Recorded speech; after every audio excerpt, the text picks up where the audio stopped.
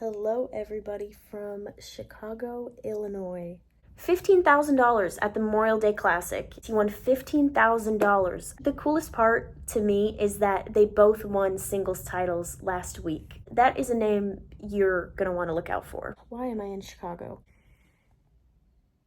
Should women be allowed to bowl tour trials? Take me to Candyland, ooh, take me to Candyland. Sweeter than sugar, you doing that dancey dance. It is 4:38 a.m. and I just got into town.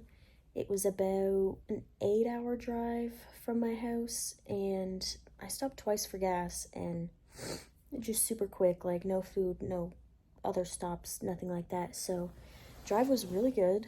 First drive in my new car, which I will show you guys tomorrow. But why am I in Chicago? So I was driving back down to Wichita originally. I am. And this is about halfway, and the PBA tour trials are going on, so I thought, why not go catch some content while I'm there? And I'm just gonna preface, I'm way too tired to go into this right now, but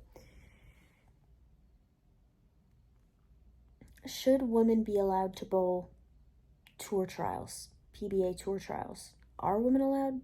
Probably, right? I don't know. I'll have to look into that, but I feel like it would make the men mad because we have our own tour.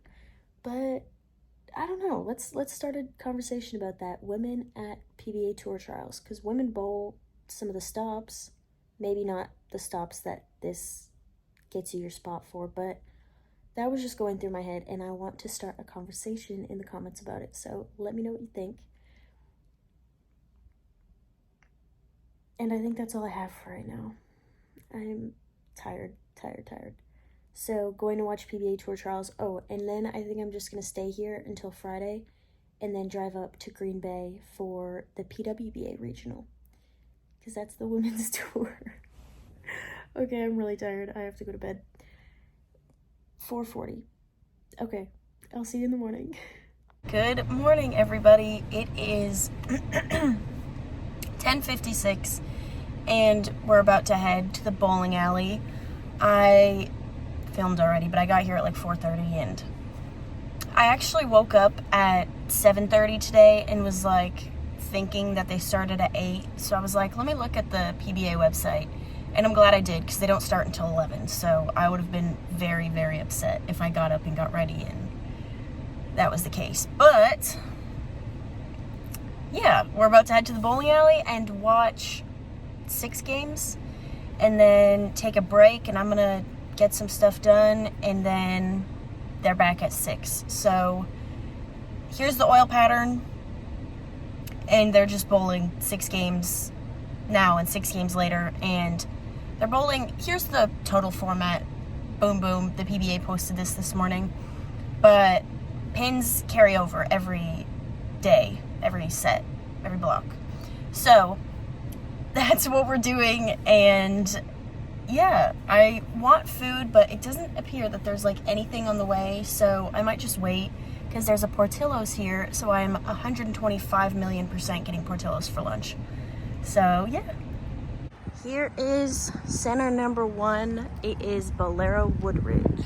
And I guess technically they bowled the PTQ yesterday at Mount Prospect. Here's the results from that, but let's go in.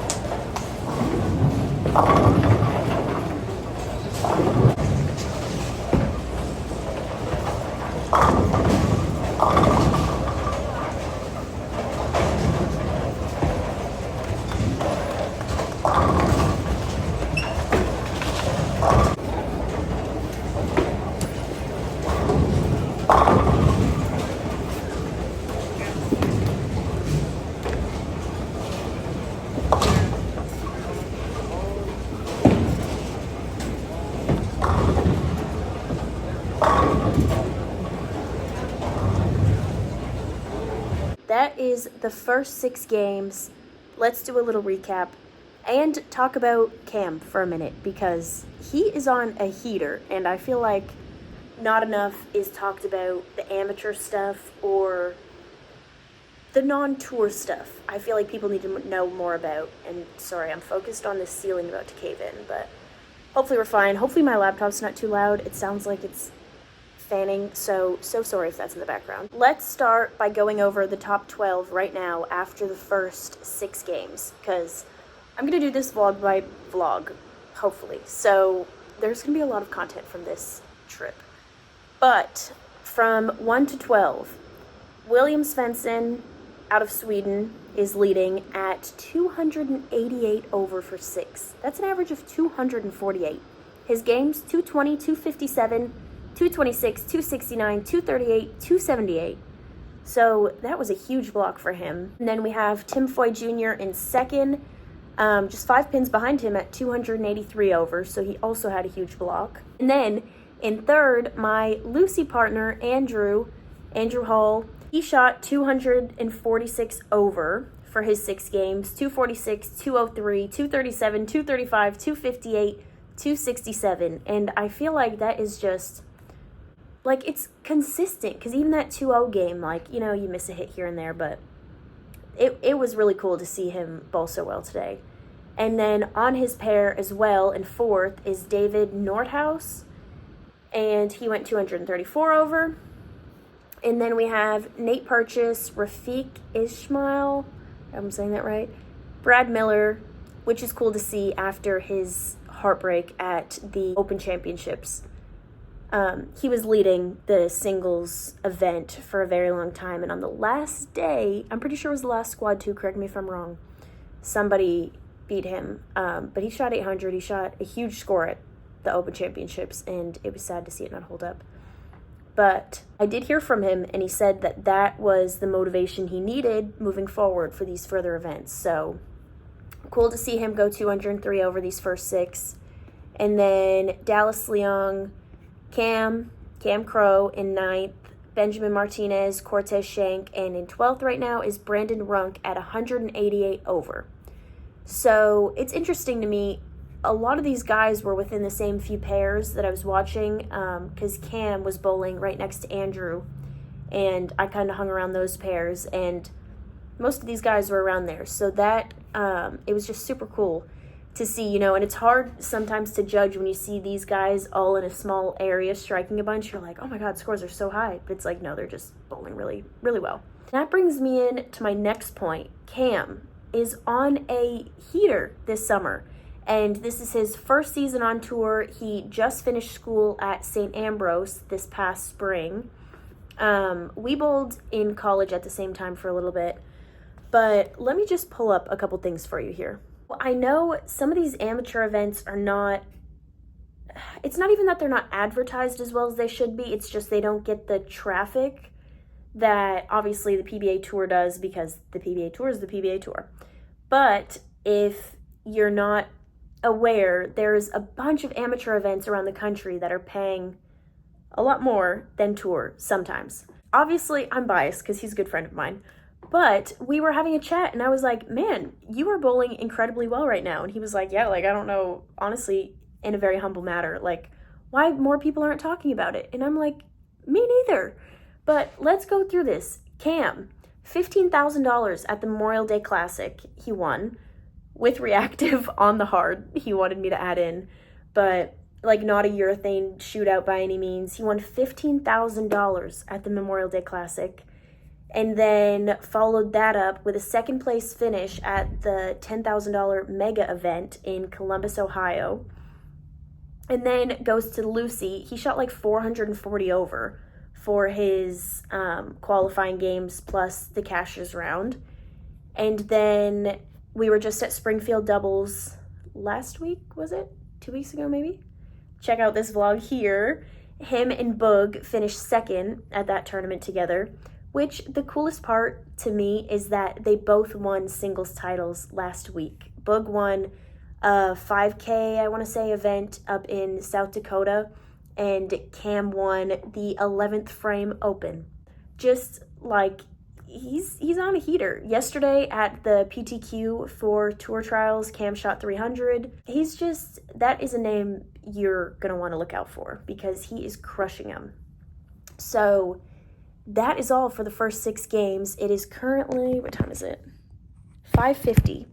So they start the next 6 at 6. And I'm going to be a little late to that, but we're going to go right back in for the action at 6 o'clock. So I'm going to upload this right now. So hopefully by the end of the day, you can see this. And then stay tuned for the next 6 because we're going to have this platform to all talk about it. And please tell me your thoughts on the layout for tour trials in general. What do you think? It's the first year, so we're all going to have opinions. There's always going to be things to change, but I want to create a platform where we can all talk about it, hopefully in a positive manner without getting in fights. So thank you for watching, and I'll see you guys for the next 6.